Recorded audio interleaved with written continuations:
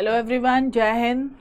हम अपनी कहानी जो है टाइटल हमारी अधूरी कहानी के बड़े ही रोमांचक मोड़ पे हैं।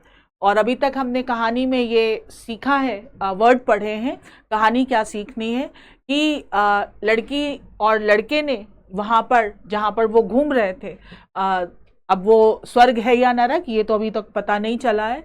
वहाँ पर लड़की ने अपने एक क्लासमेट को देखा और अब उसकी तरफ आगे बढ़ी उससे बात करने के लिए। चलिए अब देखें आगे कहानी में क्या हुआ। तो लड़की ने जैसे ही अपने क्लासमेट को देखा और पूछा कि अरे तुम कब मरे।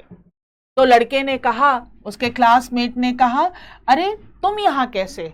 बोली नहीं, पहले तुम बताओ, तुम यहाँ कैसे आए हो। तो कहा क्या बताऊं, मेरी जिंदगी में अचानक ही एक बहुत बड़ा टर्मोइल आ गया।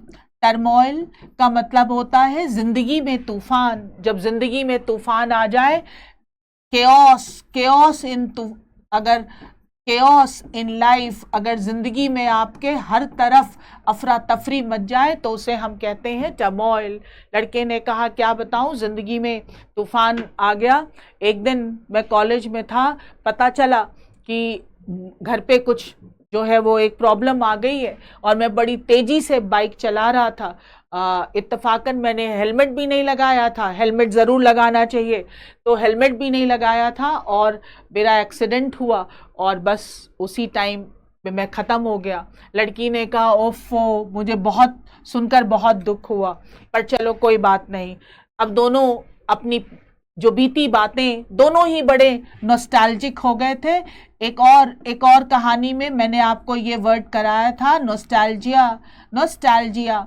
और जो हो जाते हैं उन्हें हम कहते हैं नॉस्टैल्जिक। अब दोनों बीती बातें याद कर रहे थे। नॉस्टैल्जिया का मतलब ही होता है बीती बातें याद करना, और जो हो जाते हैं उन्हें हम कहते हैं नॉस्टैल्जिक। अब दोनों अपने कॉलेज की बात करने लग गए थे। लड़की ने लड़के से पूछा तो तुम अब क्या करते हो कॉलेज में।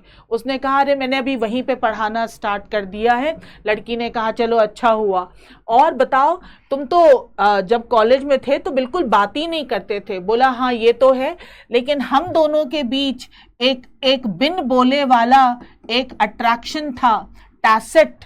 टैसिट का मतलब होता है अनस्पोकन, बिना बोले। अगर बिना बोले ही अगर एक दूसरे की बात समझ में आ जाए, हिंदी फिल्में देखते होंगे तो इशारों में बहुत से गाने हैं। अगर बिना बोले ही दो चीज़ें हो जाएं तो फिर उसे हम, दो लोग अगर आपस में बात समझ जाएं तो उसे हम कहते हैं टैसिट। इस वर्ड को आप बहुत सारी जगहों पर यूज़ कर सकते हैं।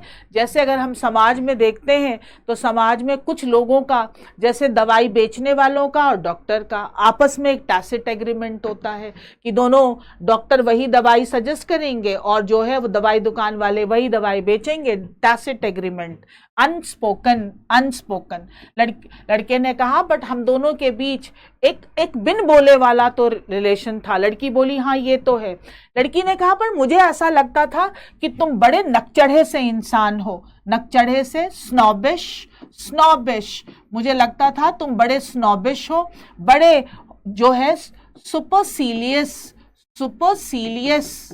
ये वर्ड बहुत पूछता है एग्जाम में, स्नॉबिश या सुपरसिलियस, या हम इसे कहते हैं हॉटी। लड़की ने कहा कि मुझे ऐसा लगता था कि तुम HAUGHTY, हॉटी, कि तुम बड़े ही नकचढ़े से लड़के हो।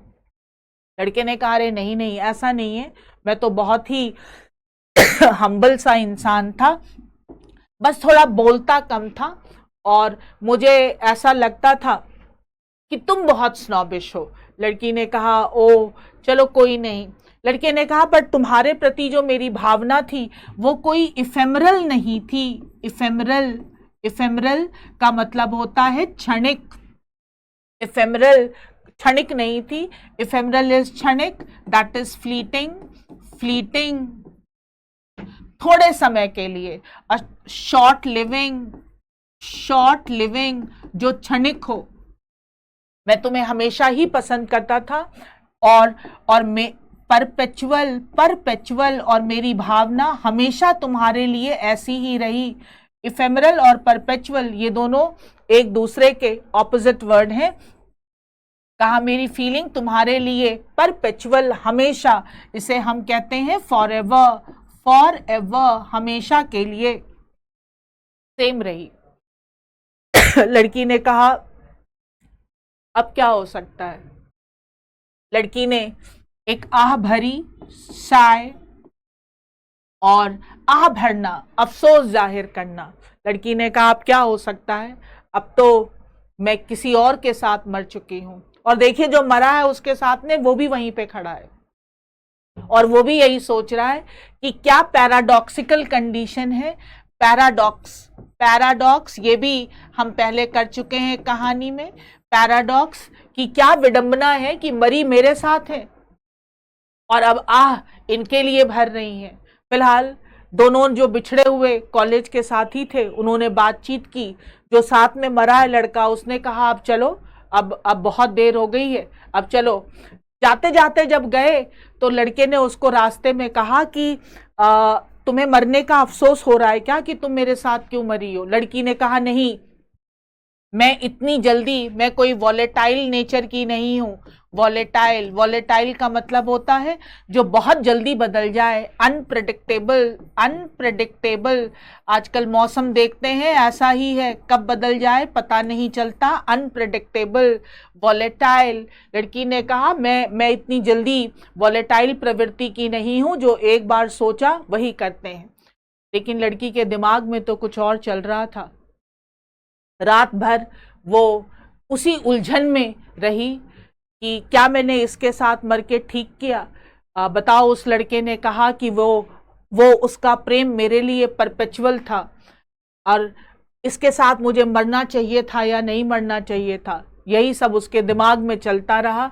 और अगली सुबह वो पहुंच गई उन्हीं आर्बिटर के पास, आर्बिटर के पास पहुंची अपने मन की उलझन को लेकर कि जो उसके दिमाग में चल रहा है उसका कोई तो सल्यूशन निकले।